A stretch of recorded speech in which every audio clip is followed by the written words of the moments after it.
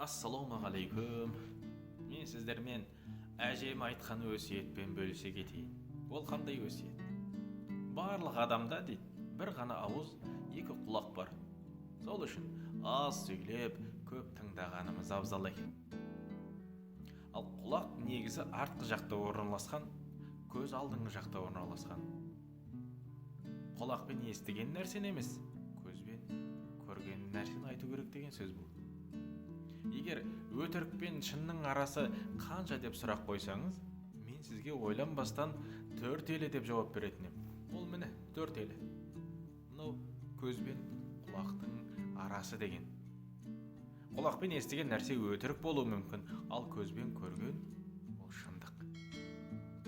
Көзбен көрген нәрсені айтып әдетке айналдырсақ, ол нұр үстіне нұр болады. Ал енді бәрінен жоғары тұрған бізде ми бар. Дұрыс па? Қаңқу сөздерді оқып, өсек сөздерді тыңдап, оны елге жаймас бұрын ақылға салып, мимен қорытуымыз керек. 10 күнәнің 9-ы тілден деген. Тіл түзелсе, иншалла ел түзелер деген. Аузымыздан шығатын сөзге мұқият болайық. Сөздің дұрыстығына, бұрыстығына мән берейік. Сөздің шындығына көзімізді жеткізейік. Ассалаумағалейкум ва рахматуллахи ва баракатуху.